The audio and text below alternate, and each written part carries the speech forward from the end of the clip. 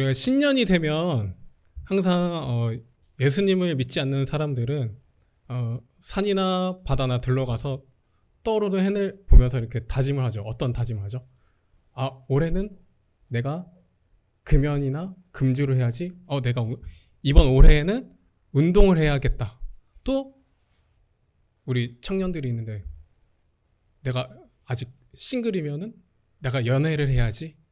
아니면 결혼을 해야겠다라는 다짐을 하죠. 마찬가지로 교회를 다니는 사람들도 우리들도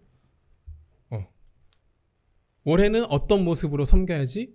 또 올해는 아까 우리 오전에도 잠깐 목사님 말씀하셨지만 52주일을 빠지지 않고 예배를 다 참석해야지 라는 다짐을 하죠. 그런데 이 모든 다짐에는 한 가지 공통점이 있어요. 그 공통점은 뭘까요?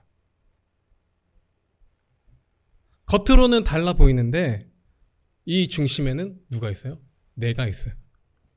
내가 더 나아지고 내가 더 잘되고 내가 더 의미 있는 사람이 되기 위해서 이런 신앙적인 결단들도 조심하지 않으면 예수님을 중심에 두기보다 나 자신을 중심에 두고 세워질 수 있는 그런 계획과 결단들입니다.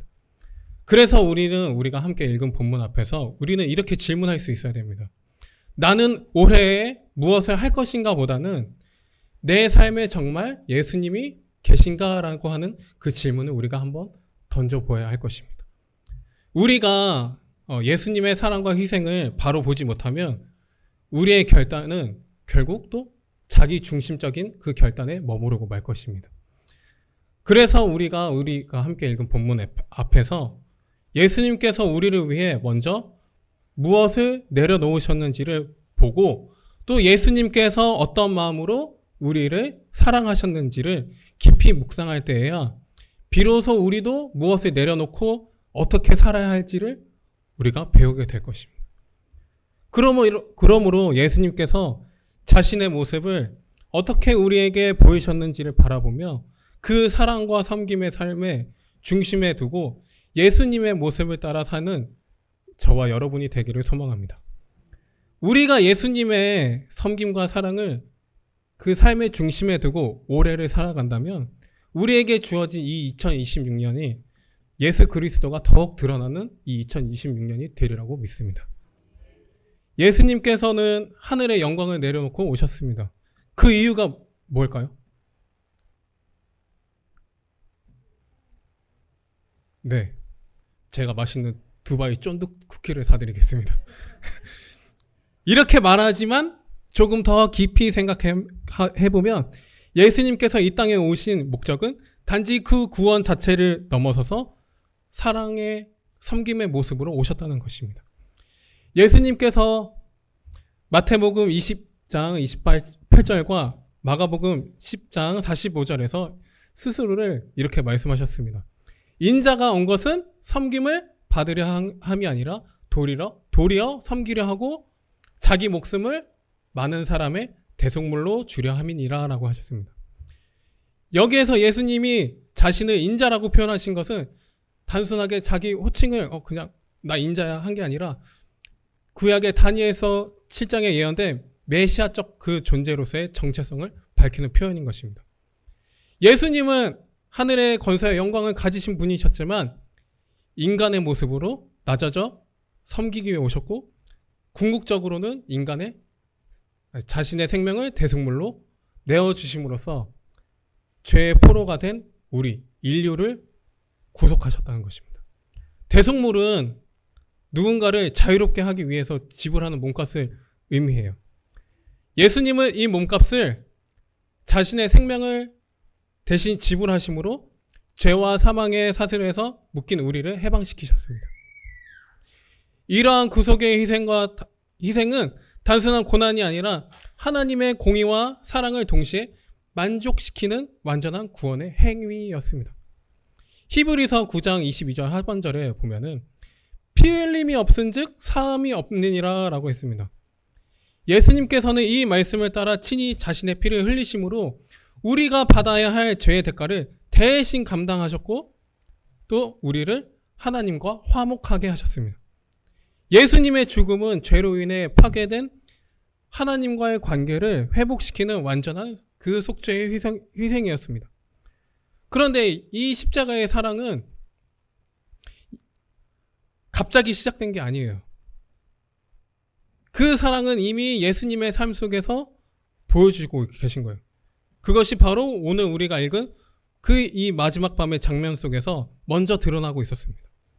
요한복음은 바로 그 사랑이 어떤 모습이었는지를 우리에게 보여주고 있는 것입니다. 예수님은 우리에게 나 너 사랑해. 말씀으로만 사랑한다고 하시지 않으셨습니다. 자신의 몸과 그 생명을 증명하셨어요. 지금도 그 사랑은 변함없이 우리에게 흘러오고 있습니다. 이제 이 복된 복음을 들은 우리는 어떻게 살아야 할까요? 바로 예수님처럼 사랑하고 예수님처럼 섬기면서 예수님처럼 희생하는 삶으로 응답해야 하는 것입니다. 마태복음, 마가복음, 누가복음 이 복음을 공간복음이라고 하는데 이 마태, 마가,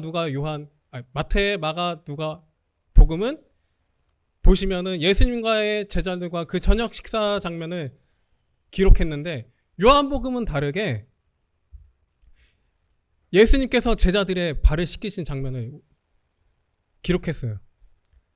왜 요한은 이 예수님께서 제자들의 발을 씻기신 것을 기록했을까요? 바로 그것은 예수님께서 오늘 우리에게 사랑을 보여주셨다라는 것입니다. 그렇게 우리가 본문의 말씀을 읽은 것처럼 우리는 본문을 통해서 예수님의 사랑과 예수님처럼 행한다는 것이 한번 묵상해 보고자 합니다. 자, 우리가 읽은 본문의 배경은 유월절 만찬이었습니다. 유월절 저녁이었어요. 유대 전통에서 유월절은 이스라엘 백성이 출애굽한 날을 기념하는 큰 절기였고 가족과 함께 식사를 나누는 시간입니다. 예수님은 이 밤 이후에 있을 일을 아셨어요. 그 중요한 순간에 제자들의 발을 씻기신 것은 단순한 청결한 문제가 아니라 제자들에게 마지막으로 사랑을 보여주셨어요. 자, 그렇다면 예수님의 사랑은 어떤 의미를 담고 있는 사랑일까요? 예수님의 사랑은 말씀을 통해 분명히 드러났어요. 예수님의 사랑은 끝까지 책임지는 사랑이었습니다. 본문 1절 하반절에 보면 세상에 있는 자기 사람들을 사랑하시되 끝까지 사랑하셨다고 하셨어요. 이것은 단순한 감정적인 애정이 아니라 끝까지 책임지는 사랑이에요. 예수님의 제자들은 연약해요. 배반도 할 거예요. 심지어 도망칠 것도 알아요. 그렇지만 예수님께서는 그 제자들을 포기하지 않으시고 어떻게 해요? 끝까지 사랑하셨어요. 끝까지. 이 사랑은 십자가에 이르기까지 계속되었다고. 그것뿐일까요? 부활 후에도 제자들을 찾아가셔서 그들을 회복시켰다는 거예요. 예수님께서는 하나님께로 가실 때를 아시고 끝까지 사랑하셨습니다. 누구요? 자기 사람들이 사랑했어요.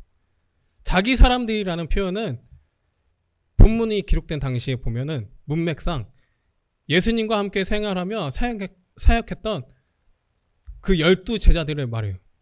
그들은 예수님의 말씀을 듣고 따르며 예수님의 사역에 적극적으로 동참했던 사람들이었어요.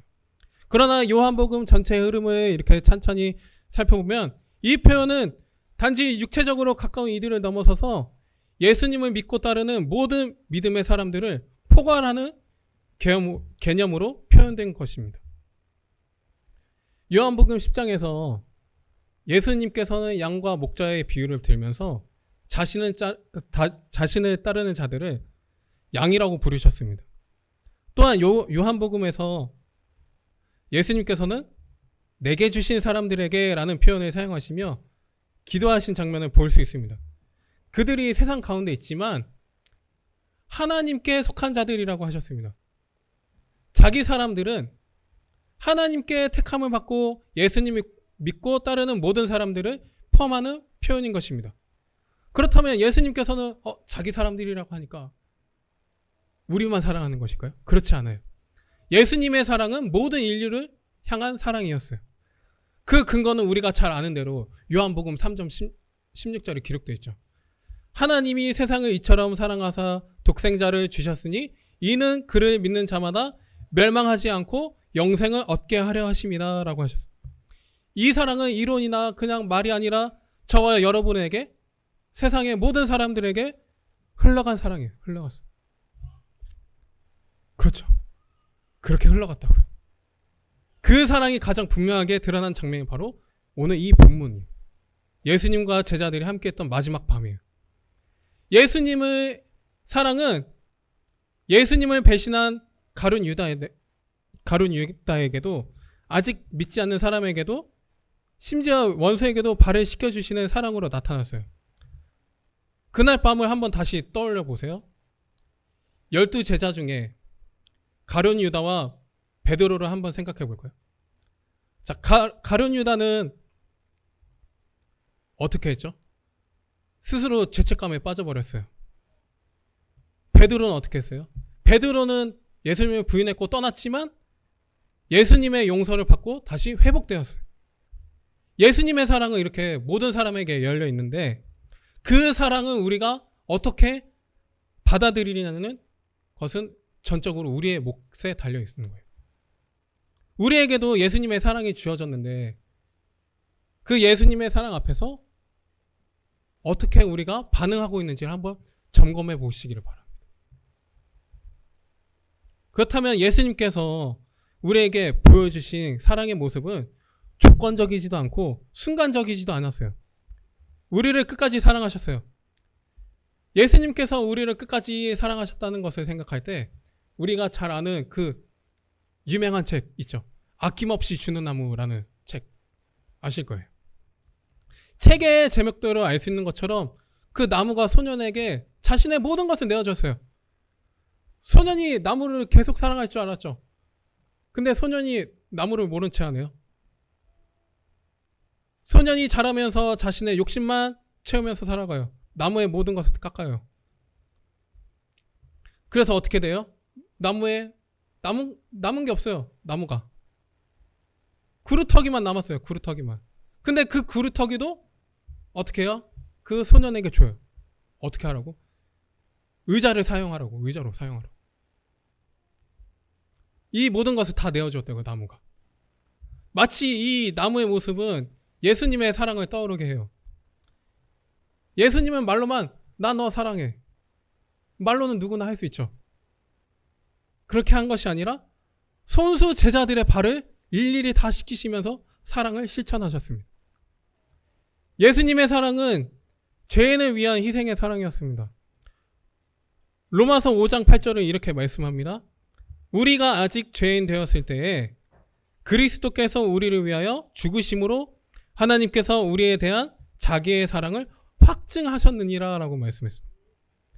예수님은 의로운 사람을 위해서가 아니라 아직 죄 가운데 있는 우리를 위해 죽으심으로 하나님의 사랑을 가장 확실하게 보여주셨습니다. 이 사랑은 조건이 없어요. 철저히 희생적인 사랑이고 우리를 살리기 위한 그 사랑이었습니다. 그리고 또한 예수님의 사랑은 능동적인 사랑이에요. 예수님의 사랑은 단지 반응적인 그런 감정이 아니에요. 먼저 다가가시는 사랑이에요. 능동적이었다. 요한일서 4장 10절에 이렇게 말해요. 사랑은 여기 있으니 우리가 하나님을 사랑한 것이 아니요 하나님이 우리를 사랑하사 우리를 속하기 위하여 화목제물로 그 아들을 보내셨음이라 라고 말씀했습니다. 예수님께서는 우리가 먼저 회개하거나 바르게 뭔가 잘했다 한 게 아니라 이렇게 뭐 올바르게 예배에 참석했다고 잘했어 해서 사랑하신 것이 아니라 우리가 아직 죄인이었기 때문에 그냥 조광명이라는 사람이기 때문에 사랑하신 거예요. 또한 예수님의 사랑은 조건 없는 용납의 사랑입니다. 누가복음 15장 11절부터 기록된 우리가 잘 아는 탕자의 비유를 기억하실 겁니다. 그 아버지가 모든 재산에 탕진하고 돌아온 아들을 조건 없이 받아들이는 장면을 볼 수 있는데 예수님의 사랑도 이와 마찬가지로 실패한 제자와 실패한 사람들까지도 용납하고 품어주는 사랑이었습니다. 이 사랑은 우리에게도 동일하게 주어졌고 우리도 어떻게 그렇게 사랑하라고 오늘 우리도 부름받았습니다. 예수님의 사랑은 예수님의 삶 전체를 관통하는 주제였고, 아까 말씀드렸듯이 예수님은 십자가에서까지 사랑을 보여주셨어요. 예수님의 사랑은 단순한 그 감정이 아니라 행동으로 실천하셨고 우리에게 본을 보여주셨습니다. 그렇다면 생각해 볼 수 있어요. 예수님처럼 행한다는 것은 뭘까요? 예수님처럼 죽어야 되는 거예요. 예수님처럼 행한다는 것은 단순히 흉내내는 것이 아니라 그것은 우리가 사랑으로 섬기고 희생하면서 겸손히 낮아지는 삶을 사는 것입니다. 예수님께서는 저녁 식사 도중에 갑자기 밥 먹다 말다가 수건을 허리에 두르셨어요. 이 겉옷을 벗는 행동은 단순한 그 준비 동작이 아니에요. 이제 제자들 좀 시켜볼까? 나 이제 배부른데 소화 좀 시켜볼까? 하는 게 아니에요. 하늘의 영광을 내려놓고 종의 모습으로 자신을 낮추신 예수님의 겸손을 상징적으로 보여주고 있는 거예요. 겉옷은, 예수님께서 입으신 겉옷은 신분과 권위를 드러내는 상징이었지만 예수님께서는 이를 벗어 던지심으로 섬김의 자리로 나아가셨습니다. 이어 대야에 물을 떠서 제자들의 발을 씻기심으로 그 사랑을 구체적으로 보여주셨어요. 예수님의 행동은 단순한 친절이 아니라 사회적으로 가장 낮은 종이나 하인이 해야 하는 일을 스스로 선택하신 것입니다. 그렇다면 예수님처럼 사랑하기 위해서는 예수님의 사랑은 단순한 감정이 아니라 조건이 아니라 구체적인 결단과 행동을 요구합니다. 그렇다면 예수님처럼 사랑하기 위해 우리는 먼저 낮아져야 하고 때로는 희생을 감수해야 합니다. 하지만 현실 속에서 이렇게 예수님처럼 사랑하기가 쉽지 않죠. 왜 그래요? 우리 안에 여전히 존재하는 자아와 이기심 때문에 예수님처럼 사랑하지 못해요. 예수님께서는 자신의 권리를 내려놓고 제자들의 발을 씻기셨지만 우리는 여전히 우리 자신이 가지고 있는 체면, 자존심, 우리의 이해관계 때문에 예수님처럼 사랑하지 못해요.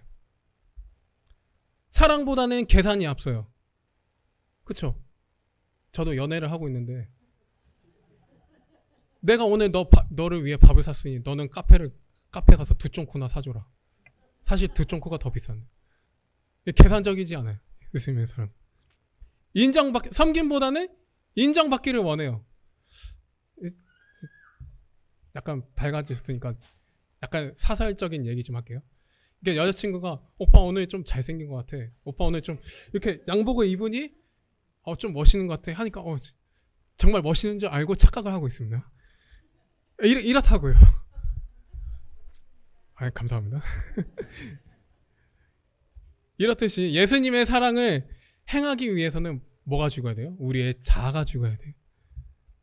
또한 우리가 예수님처럼 사랑하지 못하는 이유는 무엇일까요? 우리가 상처받을까봐 두려워서 사랑을 주저하고 있기 때문이에요. 한번 사랑했어요? 근데 배신당하면 어떡하죠? 섬겼어요. 그러나 상대방이 무시하면 어떡하죠? 그래서 우리를 스스로가 방어적으로 만들어요. 예수님께서도 제자들이 배신할 것을 아셨지만 그들의 발을 그냥 씻기셨어요. 예수님의 사랑은 상처를 두려워하지 않고 오히려 상처를 감당해주는 사랑이었어요. 우리가 비록 넘어질 수는 있어요. 하지만 그런 담대한 사랑으로 다시 사랑할 수 있어야 하는 것입니다. 예수님처럼 사랑하지 못하는 이유를 또 생각해보면 하나님과의 관계가 약해졌기 때문이에요. 사랑은 감정이 아니라고 했어요. 그러면 그 사랑은 하나님과의 깊은 관계에서 나오는 것이에요. 하나님의 사랑을 충분히 받고 경험한다면 그 사랑은 우리를 통해 아이들에게 세상을 향해서 나아갈 것입니다. 하나님의 사랑을 충분히 받고 경험한다면 그 사랑이 우리를 통해 흘러가게 됩니다. 기도하지 않고 말씀에서 멀어지면 우리는 사랑의 힘을 잃어버리게 됩니다. 사랑하는 성도 여러분, 예수님처럼 사랑하려면 용서를 선택하고 기다려주는 인내가 필요하며 작고 사소해 보이는 그 섬기는 일에도 진심으로 행해야 하는 거예요. 우리가 예수님처럼 사랑하고 섬기기 위해서는 무엇보다 하나님과의 관계가 바르게 세워져 있어야 합니다. 사랑과 섬김은 하나님과의 바른 관계 속에서 나옵니다. 하나님과의 관계가 깨어진 상태에서는 지속적인 사랑이 어렵습니다. 하나님과의 바른 관계는 단순하게 종교적인 열심이 아니라 하나님의 뜻을 따라 살려는 그 순종에서부터 시작되는 것입니다. 신앙은 체험이 아니에요. 말씀에 뿌리 내려야 해요. 하나님 앞에서 자신을 정직하게 드러내고 날마다 새롭게 하는 그 결단하는 삶이 하나님과의 바른 관계가 있는 것입니다. 그렇다면 하나님과의 관계를 바르게 하기 위해서는 먼저 말씀 앞에 우리 자신을 비추어 보기를 바랍니다. 그 안에서 우리 안에 연약함, 교만을 발견하게 될 것인데, 그런 깨달음은 곧 회개로 이어지고 매일의 삶에서 주님의 다스림을 받으려는 결단이 있어야 합니다. 정직한 그 기도와 매일 드려지는 예배를 통해서 하나님과의 교제를 회복하고 스스로 높아지려는 그 교만과 자존심과 고집을 내려놓아야 합니다. 이렇게 할 때 우리는 진정으로 주님의 뜻 가운데 살게 될 것입니다. 마지막입니다. 그렇다면 우리는 누구의 발을 씻어야 할까요? 우리의 삶의 현장에서 어떻게 예수님처럼 행할 수 있을까요? 우리 먼저 가정에서 또 이웃과 직장에 만나는 사람들과의 관계 속에서 예수님의 사랑을 실천할 수 있죠. 가정 안에서 따뜻한 말 한마디를 건네는 것도 아주 중요하죠. 부모가 자녀에게 오늘 하루 공부하느라 고생했어 라고 하는 게 맞죠. 오늘 몇 점 맞았어. 너는 그거밖에 안 되니? 넌 누구 닮았니? 부모님을 닮았겠죠. 그것이 아니라 오늘도 하루도 학교 갔다 오느라 고생했어. 또 자녀는 부모에게 오늘도 맛있는 밥을 해주셔서 감사합니다. 또 아내는 남편에게 밖에서 일하느라 고생했어요. 또 남편은 아내에게 오늘도 집안일 하느라 자녀들 돌보느라 고생했어요. 이런 따뜻한 말 보낼 수도 있죠. 또한 이웃과 갈등이 생겼을 때 먼저 손을 내밀고 화해를 구할 수 있는 용기도 필요하고, 또한 비난하기보다는 이해하려는 마음과 그런 무관심한 시대 속에서도 작은 관심을 기울여야 하는 그 태도가 필요합니다. 사소한 말 한마디를 뱉는 것도 중요합니다. 작은 도움의 손길을 통해 우리는 이웃에게 그리스도의 향기를 전할 수 있습니다. 또한 교회 공동체 안에서는 서로를 존중하고 진심으로 사랑하는 것이 중요합니다. 직분은 높임을 받기 위한 수단이 아니라 섬김의 자리입니다. 우리는 하나님께서 그 주신 직분의 자리를 자랑하거나 권위적으로 남용해서는 안 돼요. 오용해서는 안 돼요. 오히려 낮은 자리에서 묵묵히 섬기고 다음 세대가 본받을 수 있는 그 믿음의 본을 보여줘야 하는 것입니다. 제가 아까 그 물을 뜨러 가는데 어느 권사님이 하신 말씀이 기억나는데, 제가 엿들으려고 막 엿드는 게 아니라 어떤 권사님이 그러시더라고요.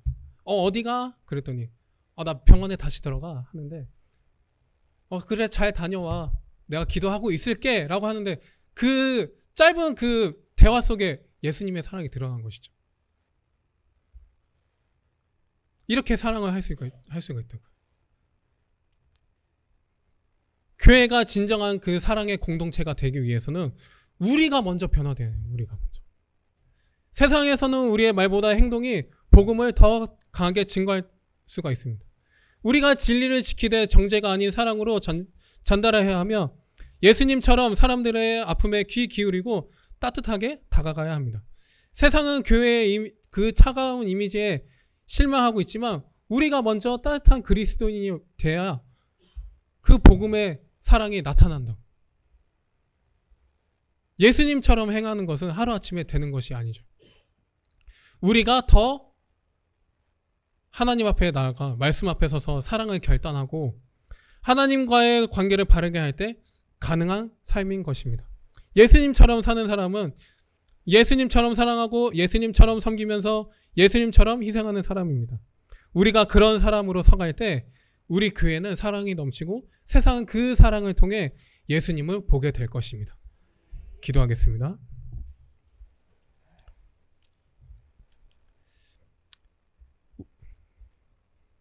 우리를 그저 사랑하시기 때문에 아버지께로 돌아갈 때까지 우리를 섬기신 예수님의 넓고 깊은 은혜와 사랑을 감사드립니다. 우리가 나눈 말씀을 통해 우리의 마음에 주의 사랑이 가득하여 가는 걸음마다 넘치도록 우리를 지켜주시고 보호하여 주옵소서. 2026년을 새롭게 맞이하여 살아가는 우리에게 예수님의 마음을 주셔서 겸손의 모습으로 사랑의 모습으로 살아가도록 우리를 도와주시옵소서. 하나님의 말씀을 두었지만 하나님의 말씀을 우리 마음의 중심에 두지 못한 것을 회개하오니 용서하여 주시고 경험보다 기도를 지식보다 말씀을 사모하고 하나님께서 내려주시는 풍성한 은혜로 우리의 모습이 날마다 더 새로워지게 하옵소서. 예수님의 모습을 닮아 예수님께서 보여주신 사랑의 모습으로 살아가기를 결단하고 우리가 살아가는 세상 속에 예수님의 사랑을 전하여 복음의 빛을 비추도록 하옵소서. 우리를 사랑하셔서 자신의 생명까지 아낌없이 내어주신 예수 그리스도의 이름으로 기도드립니다. 아멘.